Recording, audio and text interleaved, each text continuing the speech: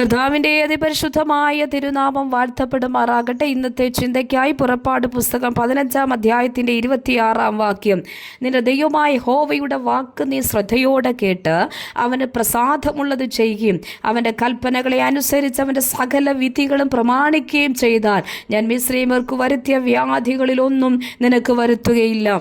Israel ജനത്തോടുള്ള ബന്ധത്തിൽ സൗഖ്യദായകനായ യഹോവ സൗഖ്യമാക്കുന്നവനായി കൂടെ ഇരിക്കണമെങ്കിൽ ഇതാ ജനം യഹോവയുടെ വാക്ക് ശ്രദ്ധയോടെ കേൾക്കണം. മാത്രമല്ല അവന് പ്രസാദമായുള്ളത് ചെയ്യണം. മാത്രമല്ല കൽപ്പനകളെ അനുസരിക്കണം. യഹോവയുടെ വിധികൾ പ്രമാണിക്കണം. ഈ വ്യവസ്ഥകളിൽ ജനം നിൽക്കുവാൻ തയ്യാറാകുമ്പോൾ മിസ്രയീമ്യർക്ക് വരുത്തിയ വ്യാധികളൊന്നും വരുത്താതെ സൗഖ്യദായകനായ യഹോവ അവരോട് കൂടെ ഇരിക്കുമെന്ന് കർത്താവ് അരുളി ചെയ്യുകയാണ്.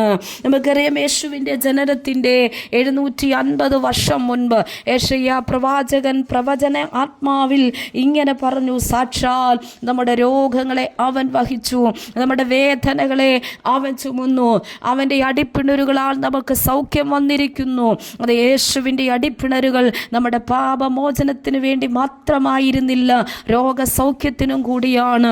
ഇതാ മനുഷ്യൻ്റെ പാപത്തിൻ്റെ പരിണിത ഫലമായി ലോകത്തിൽ പ്രവേശിച്ചതാണ് രോഗവും മരണവും. ആയതിനാൽ സർവ്വലോക പാപ പരിഹാര ബലിയായി ജീവൻ അർപ്പിച്ച യേശുവിൻ്റെ ക്രൂശ് മരണത്തിലൂടെ രോഗസൗഖ്യവും നാം പ്രാപിച്ചെടുക്കുന്നു.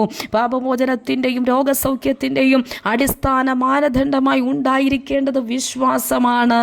ദൈവപ്രവൃത്തിയെ വിശ്വസിക്കുവാൻ പൂർണ്ണ സമർപ്പണമുള്ള ഒരു ഹൃദയമുണ്ടെങ്കിൽ നിശ്ചയമായും ആ വിശ്വാസത്തിൻ്റെ മുൻപിൽ ചില അത്ഭുതങ്ങൾ നമ്മുടെ ജീവിതത്തിൽ കർത്താവ് ചെയ്യുക തന്നെ ചെയ്യും.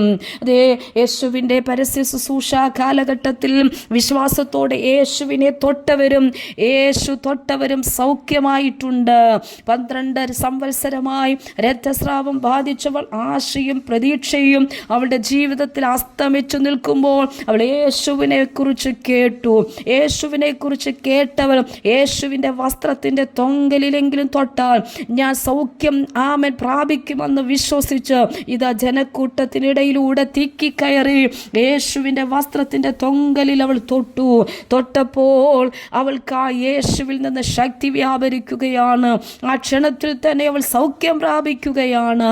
അതേ, യേശുവിൻ്റെ വസ്ത്രത്തിൽ വിശ്വാസത്തോടെ തൊട്ടവൾക്ക് വേണ്ടി അവൾ 12 വർഷം അവളുടെ ശരീരത്തിൽ അനുഭവിച്ചു കൊണ്ടിരുന്ന രോഗശക്തിയിൽ നിന്നും അവൾ മോചിക്കപ്പെടുവാനിടയായി തീർന്നു.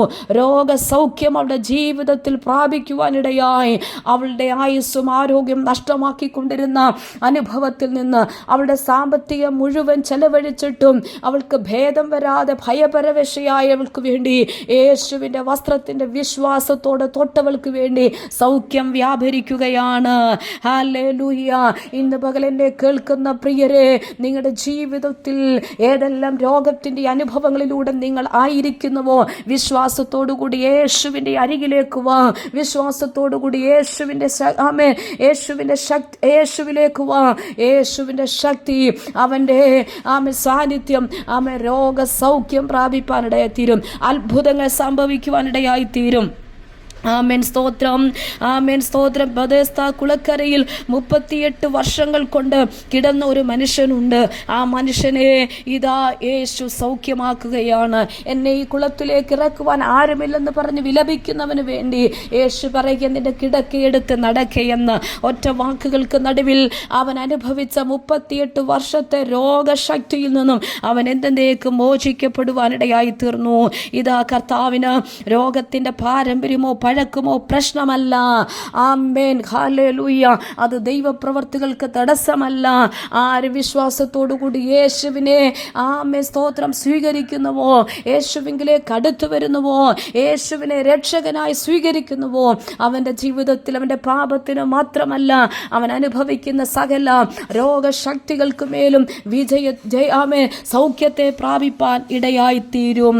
അതുകൊണ്ട് അപ്പോസ്തലൻ യാക്കോബ് തൻ്റെ ലേഖനത്തിൽ വചനത്തിലൂടെ ഇങ്ങനെ പറയുക, നിങ്ങളെ ധീനമായി കിടക്കുന്നവൻ സഭയിലെ മൂപ്പന്മാരെ വരുത്തട്ടെ, അവർ കർത്താവിന്റെ നാമത്തിൽ എണ്ണ പൂശി അവന് പ്രാർത്ഥിക്കട്ടെ. വിശ്വാസത്തോടു കൂടിയ പ്രാർത്ഥന ദീനക്കാരനെ രക്ഷിക്കും, കർത്താവ് അവനെ എഴുന്നേൽപ്പിക്കും. അതേ, വിശ്വാസത്തോടു കൂടിയ പ്രാർത്ഥന രോഗിക്ക് സൗഖ്യത്തിന് കാരണമായി തീരും.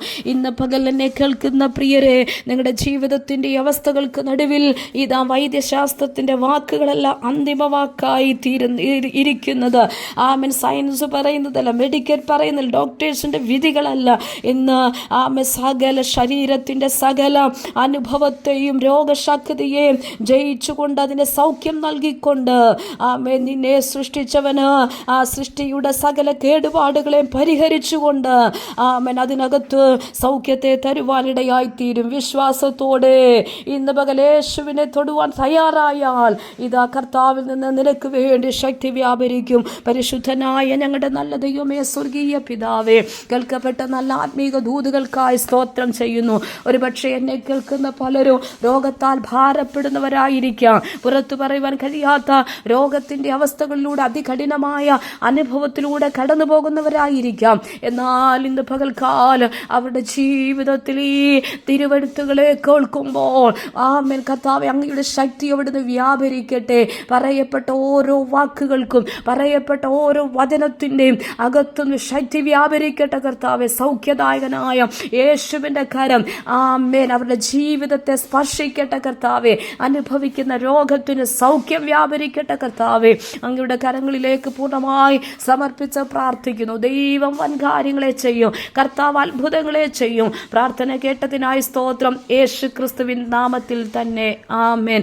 കർത്താവ് ഈ വചനങ്ങളാൽ എല്ലാവരെയും അനുഗ്രഹിക്കുമാറാകട്ടെ.